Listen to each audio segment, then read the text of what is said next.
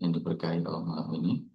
Yang berbahagia malam ini sebagai pemangku hajat Bapak Haji Andi Saputra serta keluarga besar, semoga dengan wasilah berkah manaqib online internasional ini Allah memberkahi semuanya, segalanya, selamanya untuk Bapak Haji Andi Saputra dan keluarga besarnya, menyempurnakan kesehatan jasmani rohani beliau, menambah ilmu, keberkahan, rezeki, mengangkat segala kesulitan, segala persoalan, dan mengabulkan segala sesuatu yang terbaik untuk beliau dan keluarga besar beliau. Doa yang sama untuk kita semua dan juga eh, sebelumnya para petugas manakib yang bekerja dengan penuh hikmat, penuh keseriusan, penuh dedikasi. Bapak Ibu Ikhwan Akhwat, para pencinta kesehatan jiwa sekalian, alhamdulillah malam ini kita memasuki tanggal 10 ya, 10 Jumadil Ula, bertepatan dengan tanggal 1 November 2025. Nah, izinkan saya melanjutkan pembicaraan atau pembahasan mengenai jihad di dalam bulan ini, yaitu jihad Jumadil Ula. Karena memang topik ini sangat kaya, sangat kompleks, sehingga berbeda suara, berbeda kiai menyampaikan aspek-aspek atau dimensi yang berbeda dari jihad, dan semuanya penuh makna, semuanya memiliki kandungan, dan pada hakikatnya semuanya itu dari pengersaan Abah. Nah, hari Sabtu malam minggu yang lalu saya mencoba memberikan beberapa penjelasan mengapa jihadun nafs yang adalah jihad lebih besar atau jihad akbar, atau bisa dikatakan sebagai jihad yang hakiki, itu adalah akbar ya, karena ada beberapa poin letak keakbarannya, kebesarannya. Di antaranya karena memang jihad akbar ini eh, bersesuaian atau mengikuti dari tujuan penciptaan Allah pada manusia, yaitu menjadi makhluk yang paling tinggi kedudukannya. Karena rencana Allah kita dijadikan khalifah ya, dan juga sesuai dengan tujuan dari penciptaan manusia dan jin, yaitu penciptaan ibadah dan penyempurnaan akhlak. Ya, dan ini adalah proses yang panjang ya. Dan secara secara kosmis mungkin begitu ya, kalau bisa dikatakan tujuan dari jihad akbar ini memang terarah pada Allah ya, yang maha besar, yang maha akbar, sehingga itulah kenapa disebut jihad akbar, dan yang kita hadapi adalah diri sendiri gitu ya. Nah, malam ini izinkan saya menyampaikan beberapa hal yang mungkin agak lebih spesifik mengenai dinamika begitu seluk-beluk atau eh, kesulitannya, tantangan dalam mengalami jihad akbar ini. Mungkin sebagian besarnya saya ambil dari beberapa pengakuan, dari beberapa sumber dan pengalaman saya pribadi. Di dalam kitab Fathul Zuhur ada sejumlah ayat-ayat yang dikutip atau diambil, diadopsi oleh guru kita Pengusaha Abaus untuk menjelaskan pentingnya eh, jihad akbar ini ya, atau jihad saja. Nah, mungkin sedikit klarifikasi gitu ya. Jihad memang di beberapa pembahasan itu dimaknai dengan peperangan. Tetapi sini kita perlu hati-hati juga, karena yang dimaksud kalau kita merujuk ke jihad itu tidak melulu peperangan fisik, ya, tetapi lebih kepada satu bentuk upaya dari aktivitas kita, komitmen kita, kesungguhan kita yang sangat serius ya, totalitas dari kita mewujudkan sesuatu usaha itu. Sementara kalau di dalam Al-Quran itu, ketika Allah merujuk pada keterangan fisik ya, bahwa konflik fisik dengan senjata itu ada istilah-istilah lain yang digunakan. Yang paling sering setahu saya itu istilah kital ya, kital atau kotilun, kotilun fisabilillah, misalkan ada 2-3 ayat di Al-Ahzab yang menyatakan itu. Kemudian ada kata al-harb ya, juga sama, konflik fisik. Sementara jihad itu lebih general maknanya.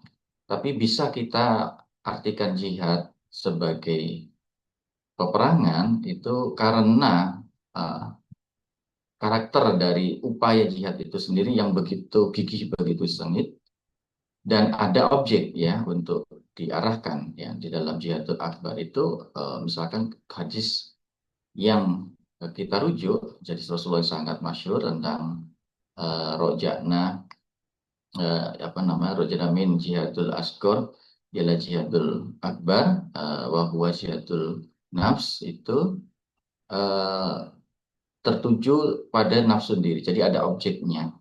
Nah, karena begitu seriusnya, begitu mendalam dan begitu apa, dalam tanda kutip sengitnya upaya jihad terhadap nafsu itu, maka seolah-olah itu sendiri adalah sebuah pertempuran atau pergulatan terhadap diri kita sendiri yang lebih intens, lebih mendalam, dan lebih subtil. Lebih subtil itu apa ya? Lebih halus ya. Justru itu menjadi lebih sulit. Nah, ini saya akan kutip 2 ayat saja dari 4 atau 5 ayat yang dikutip para sahabat dalam kitab Fathul Syukur, yang mendeskripsikan betapa fundamentalnya jihad itu di dalam Islam ya. Salah satunya di surat Al-Hujurat ayat 15, minggu lalu sudah saya sampaikan bahwa eh, sesungguhnya orang-orang yang mukmin adalah mereka yang beriman kepada Allah dan Rasul-Nya, kemudian mereka tidak ragu-ragu dan mereka berjihad dengan harta dan jiwanya di jalan Allah. Maka mereka itulah orang-orang yang benar. Jadi jihad ini adalah salah satu kategori orang-orang mukmin yang diikuti, yang mengikuti kategori sebelumnya, yaitu beriman kepada Rasul dan Allah dan tidak ada keraguan-raguan. Jadi syarat di dalam jihad itu adalah tidak ada keraguan-raguan gitu ya. Yakin, yakin sekali, dan berjihad dengan harta dan jiwa. Nah, ini yang sangat penting dan menarik penjelasan dalam ayat ini, karena kombinasi harta dan jiwa ini muncul di banyak ayat dalam Al-Quran gitu ya.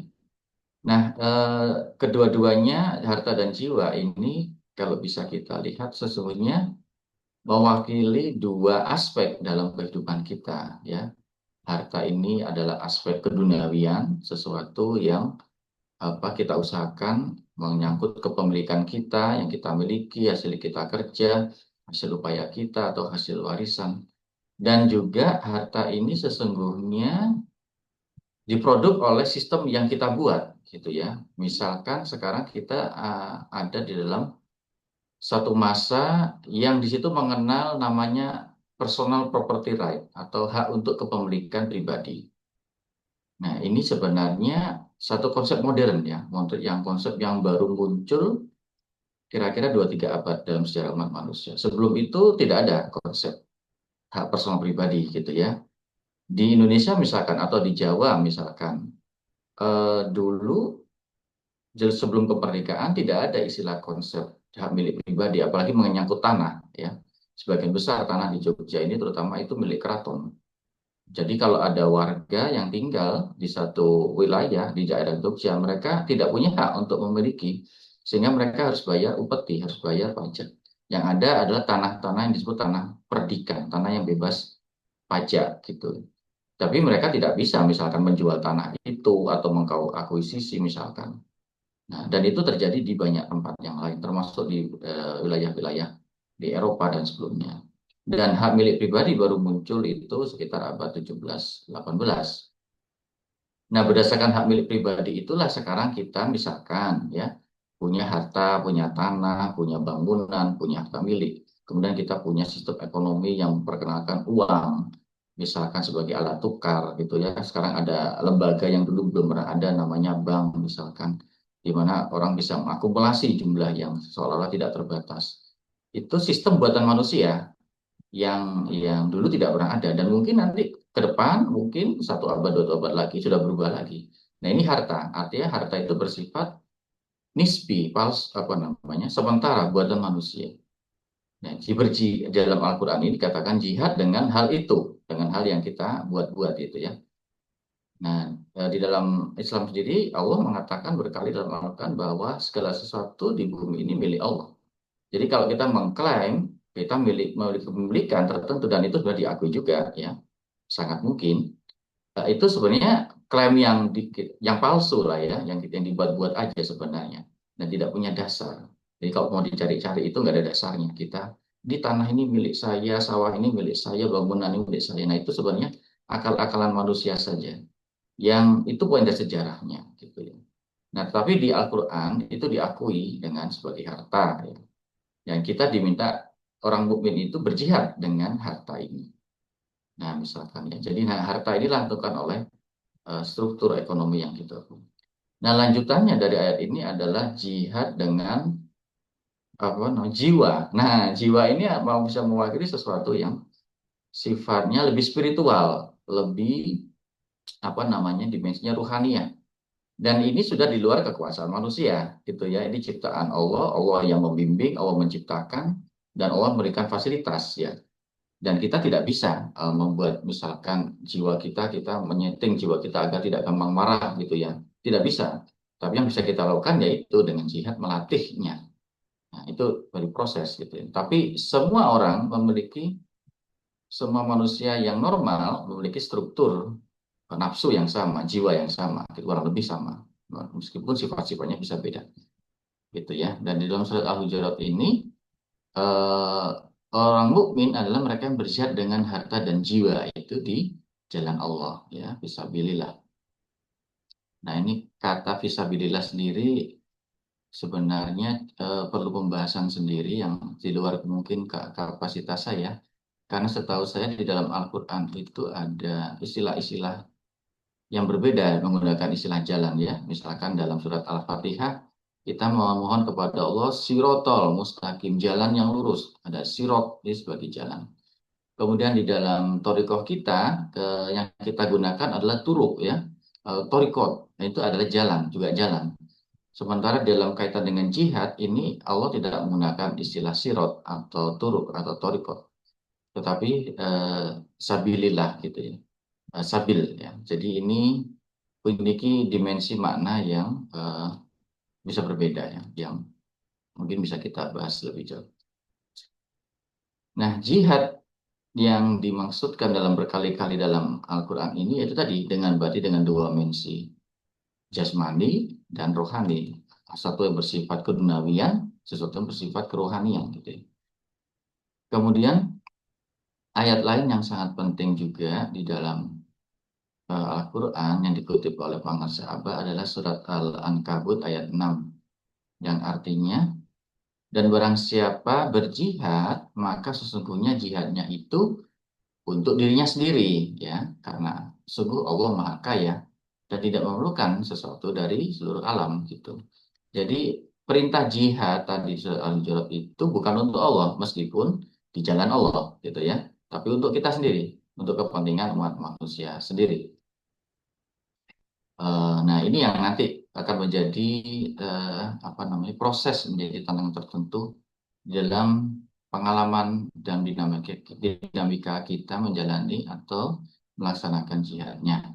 Nah, berkali-kali kita paham, ya, tadi sampaikan bahwa jihadun nafs ini sangat berat ya.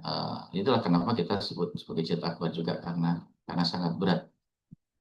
Berat karena berkali-kali juga dijelaskan, saya mendengar kemarin, misalkan dari Kiai Munawir Zain, karena itu melawan tentara-tentara setan dan nafsu kita sendiri yang tidak terlihat, yang menjadi bagian dari diri kita sendiri, yang menjadi bagian dari cara merasa, cara berpikir kita, tindakan kita. Jadi eh, sulit ya menghadapi apa namanya lawannya ini karena lawannya itu bukan yang tidak terlihat, tidak terasa juga ya, tidak terpikirkan karena bagian dari diri kita. Jadi bagaimana kita cara melawan kita diri sendiri? Nah itu yang menjadi berat ya, karena ada hal-hal yang kita sukai dalam diri kita banggakan, kemudian kita pertahankan, kita anggap keren gitu ya, kita merasa dari situ kita mendapat pengakuan dari orang lain, dari situ kita merasa hidup kita itu enak. Nah, itu kita harus kita atasi, harus kita lawan, sehingga seolah-olah butuh pengorbanan yang luar biasa. Dan jihad ini juga berat karena itu tadi ya, dia menciptakan rasa yang tidak nikmat gitu ya. Misalkan suruh nahan amarah gitu kan, itu tidak asik banget itu. Misalkan eh, apa namanya, kita diusilin atau dikerjain atau ada sesuatu yang membuat kita marah ya.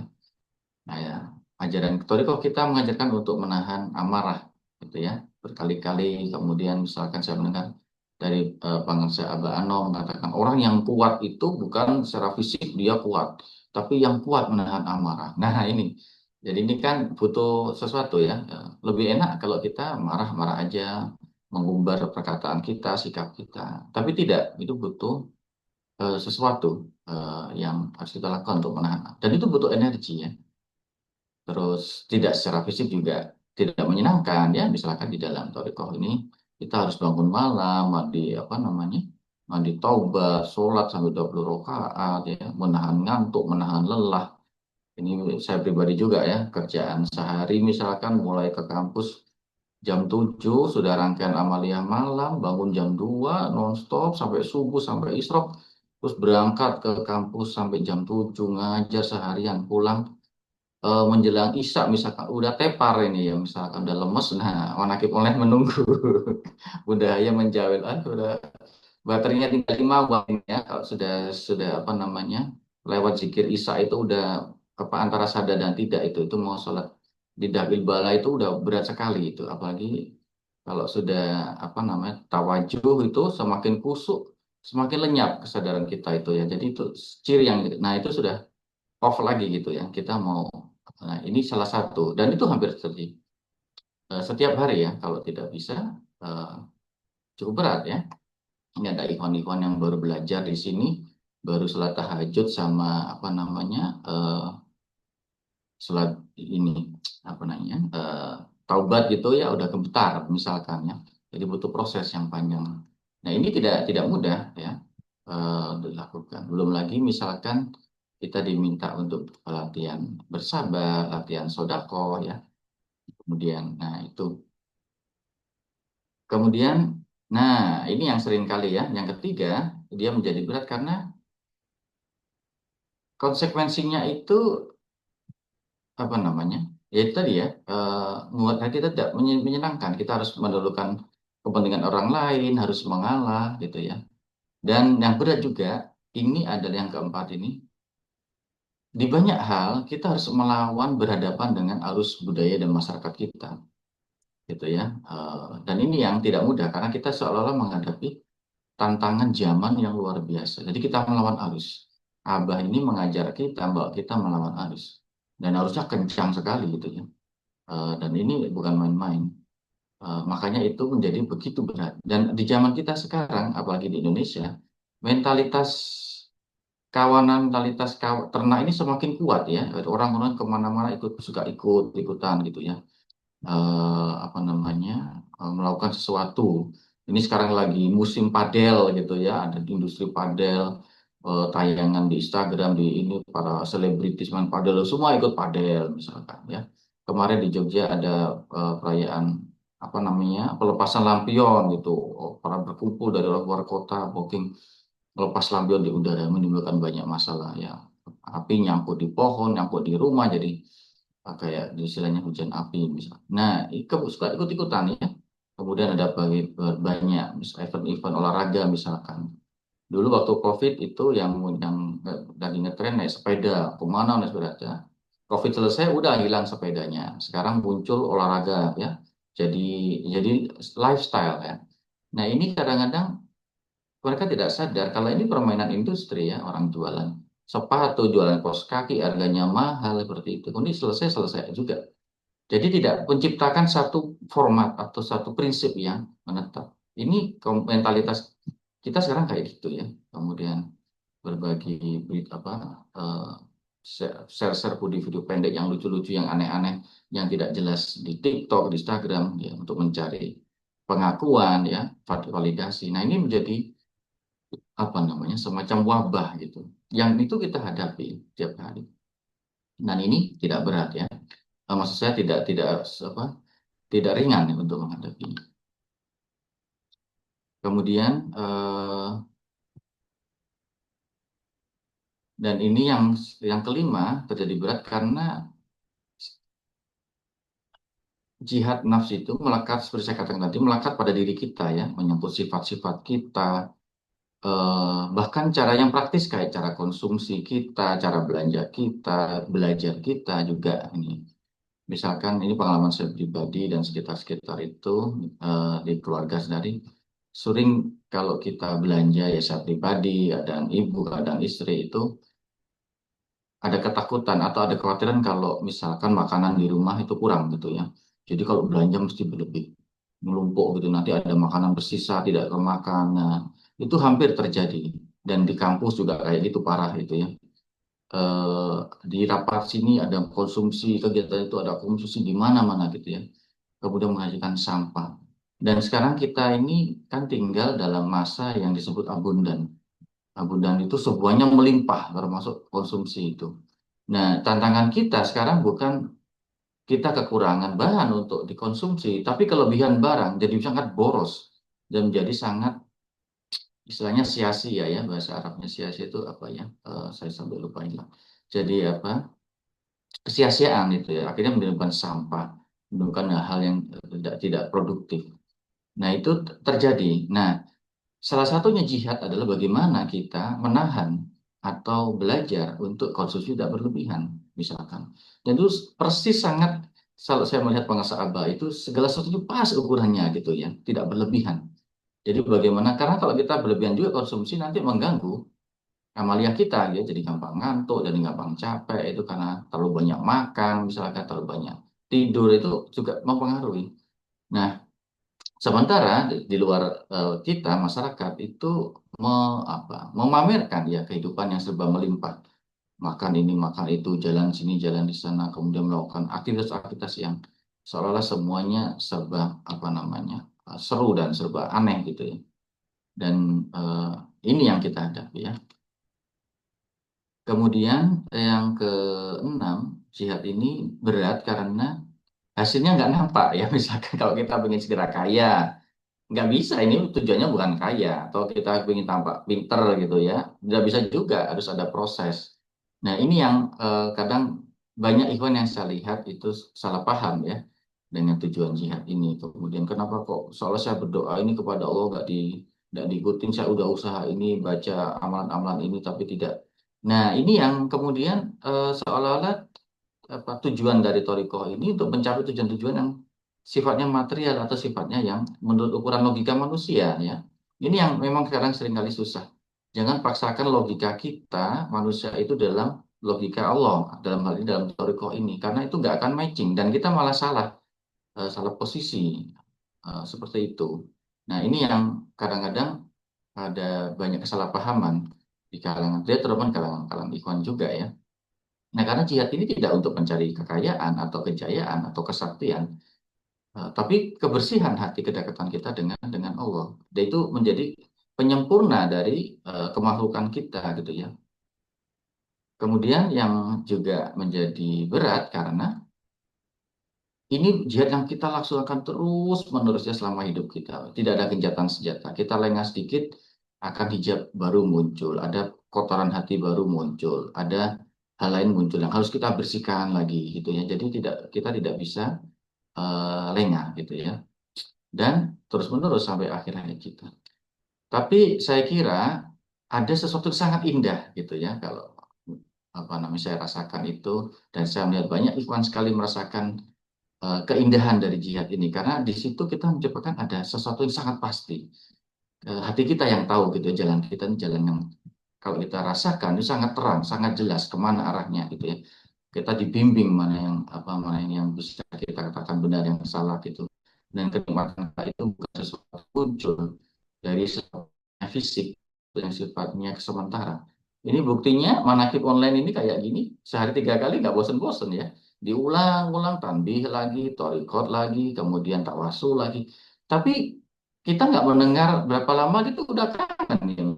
Tanbih itu misalnya tawasul bahkan itu menjadi nada yang apa ya, membuat kita secure, kita nyaman menjadi diri kita sendiri gitu ya, dan mendekatkan kita pada Allah. Bahkan segala ucapan kita yang kita ucapkan dalam bibir itu jadi terasa terasa nikmat gitu ya, sesuatu utama misalkan kayak Bani Hasyim gitu. Nah ini sesuatu yang nggak bisa dijelaskan ya, dan inilah buah saya kira buah dari kegiatan jihad yang berat tadi. Allah memberikan ketenangan, kepastian, apa, cahaya gitu ya, rasa cukup kepada kebutuhan kita, pada jiwa kita, rohani kita, dan rasa yakin gitu ya, yang sangat kuat bahwa apa yang kita lakukan ini diridhoi Allah, bahwa kita tidak ikhlas gitu ya, tidak mengharap apa-apa kecuali keridhaan Allah.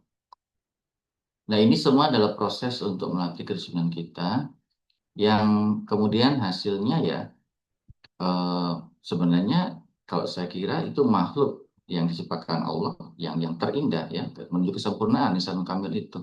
Dan kesempurnaan ini hanya mungkin ketika kita terikat, terhubung dengan Allah secara melekat. Nah, itulah zikir. Tidak bisa tanpa zikir, karena zikir ini pengikatnya ya, dimensi yang melangkat. Jadi kita ini seperti kalau banyak contoh itu HP gitu ya, saya sering banyak HP itu kan kalau dia berfungsi, kalau ada sinyalnya, ya, ada koneksinya. Jadi dia nggak ada gunanya kalau nggak ada sinyalnya. Nah, kita makhluk Allah juga itu tidak mungkin berfungsi, tidak mungkin sempurna kalau sinyal zikirnya itu hilang. Jadi seolah dan kita dalam Thariqah ini diajarkan sinyalnya jangan lepas, jangan pernah putus. Semakin kencang sinyalnya semakin kuat, maka semakin powerful, semakin berguna HP itu. Dan akhirnya zikir ini menjadi apa namanya, bentuk keberadaan kita yang hakiki sesungguhnya, karena tanpa zikir ini hati kita tidak tenang, kita kehilangan posisi sebagai hamba ini, karena hakikat kita tidak lain tidak bukan adalah sebagai hamba ya, kita mengikuti Rasulullah SAW sebagai hamba, dan hamba ini tidak bisa berdiri sendiri tapi terikat ya, terhubung dan melekat, kalau dalam bahasanya kayak itu melekat pada Allah.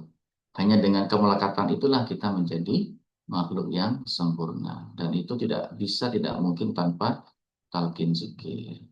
Mohon maaf ini sudah berkepanjangan. Semoga Allah memberkahi semuanya segalanya selamanya. Bikaratul Fatihah Al-Fatihah. A'udzubillahi minasyaitonirrajim. Bismillahirrahmanirrahim. Alhamdulillahirabbil alamin.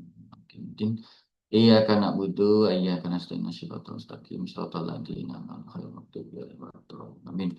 Kurang lebihnya mohon maaf. Assalamualaikum warahmatullahi wabarakatuh. Terima kasih Ustaz Nur Ramlan.